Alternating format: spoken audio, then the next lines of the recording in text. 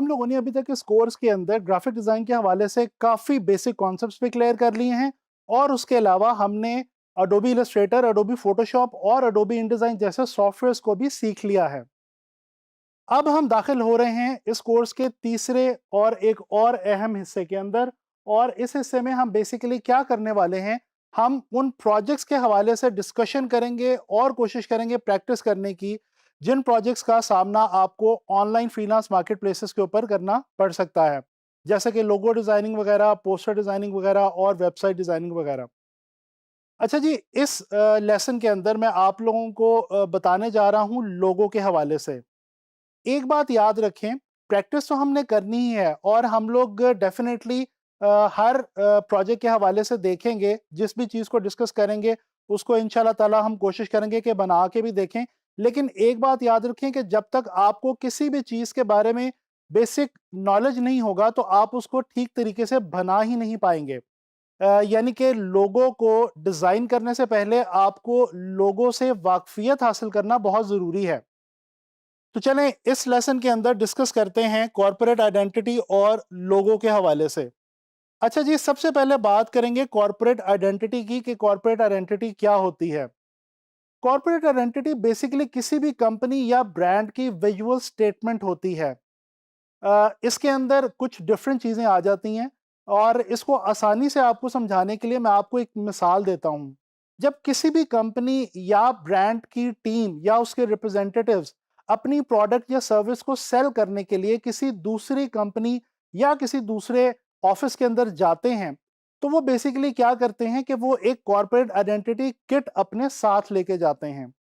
अच्छा, यहाँ पे मैं ये भी आपको क्लियर करता चलूँ, कॉर्पोरेट का जो वर्ड है ये निकला है कॉर्पोरेशन से, और कॉर्पोरेशन का मतलब होता है कि वो तमाम कंपनीज जो कि बाकायदा तौर पे बिजनेस के अंदर सीरियस बिजनेस में इन्वॉल्व होती हैं। अच्छा जी, तो हम ये बात कर रहे थे कि जब कोई कंपनी के रिप्रेजेंटेटिव्स जाते हैं तो वो कॉर्पोरेट आइडेंटिटी किट लेके जाते हैं, और वो किट इसलिए लेके जाते हैं ताकि वो वहां पे जाके उस किट के लिहाज से बता सकें और इंट्रोड्यूस करवा सकें अपनी कंपनी के बारे में और उसकी प्रोडक्ट या सर्विसेज के बारे में। इस कॉर्पोरेट आइडेंटिटी किट के अंदर क्या चीज़ें शामिल होती हैं? सबसे पहली और सबसे इंपॉर्टेंट चीज़ इस किट में होती है जी लोगो, और वही बेसिकली हमारा अब मेन टॉपिक है जिसके ऊपर हम बात कर रहे हैं। अच्छा जी, इसके अलावा और भी कुछ इंपॉर्टेंट चीज़ें होती हैं, जैसे कि कुछ स्टेशनरी आइटम्स होते हैं, लेटर हेड वगैरह, file folder, file covers, envelopes वगैरह। लेकिन सबसे इंपॉर्टेंट चीज़ जो कॉर्पोरेट आइडेंटिटी में फॉल करती है वो है लोगो।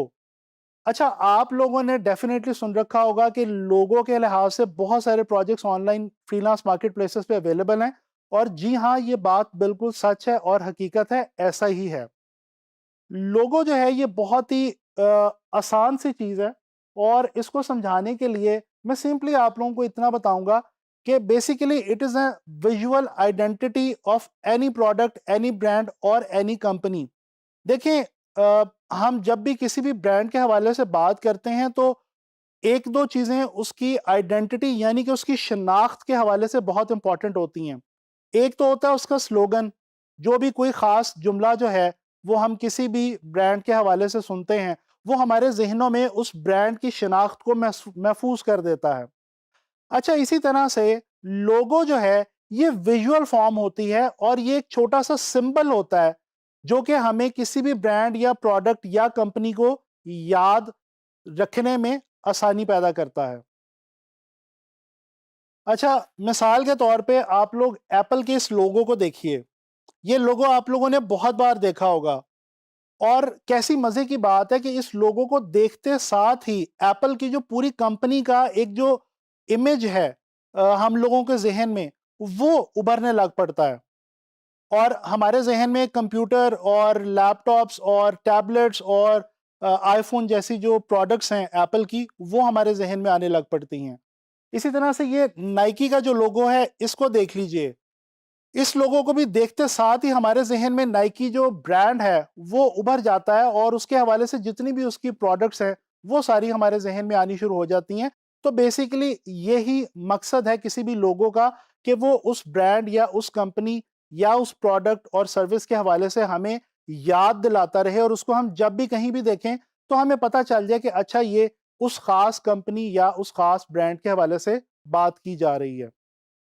दोस्तों, मैं कुछ टिप्स आपसे शेयर करना चाहूँगा लोगो डिज़ाइन करने के लिए। देखें, आप लोगों को ऑनलाइन मार्केट प्लेसेस पे लोगो की असाइनमेंट काफ़ी ज़्यादा मिलेगी। कुछ टिप्स छोटी-सी मैं आपको देना चाहता हूँ, जिनकी मदद से आप लोग बहुत आसानी से बहुत इफ़ेक्टिव और अच्छे लोगोज़ हैं वो डिज़ाइन करके अपने क्लाइंट्स को दे सकते हैं और अच्छे पैसे कमा सकते हैं। सबसे पहली टिप, दोस्तों, अपने डिज़ाइन को, अपने लोगो को सिंपल रखें, मेक इट सिंपल। जितना सिंपल आपका लोगो होगा, उतना ही ज़्यादा खूबसूरत होगा और उतनी ही आसानी के साथ समझा जा सकेगा। जैसे कि मैं भी आपको बता चुका हूँ कि ये किसी कंपनी की पहचान है, इसको देख के वो कंपनी ज़हन में उभरती है। तो अगर ये पहचान कॉम्प्लेक्स होगी, तो डेफ़िनेटली इसको समझना मुश्किल होगा। अच्छा, ये जो पॉइंट है, इसको मज़ीद क्लियर करने के लिए मैं आपको अगेन एप्पल के ही लोगों के हवाले से मज़ीद कुछ दिखाना चाह रहा हूँ। ये देखें, आप लोगों के सामने इस वक्त जो लेफ्ट मोस्ट पे ये जो एक लोगो है, ये एप्पल का सबसे पहला लोगो है और ये एक बड़ी इलस्ट्रेटिव किस्म का लोगो था और ये काफ़ी कॉम्प्लेक्स शेप थी एप्पल के लोगो की। जबकि ये जो राइट पे आपको लोगो नज़र आ रहा है, ये एप्पल का वो लोगो है जो इस वक्त मौजूद है और इंतहाई सिंपल और ईजी टू अंडरस्टैंड है।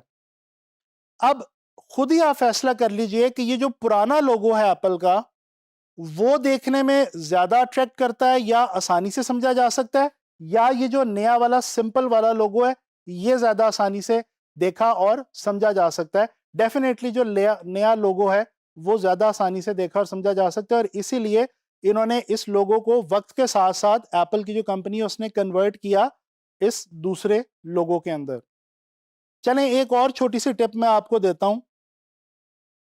हमेशा लोगो डिज़ाइन करते हुए आपने इस बात का ख्याल रखना है कि आप जिस भी कंपनी या ब्रांड के लिए लोगो बना रहे हैं, वो लोगो किसी भी साइज़ के अंदर रखा जाए तो वो इफ़ेक्टिवली, ईज़िली अंडरस्टैंड किया जा सके और देखने में अच्छा लगे।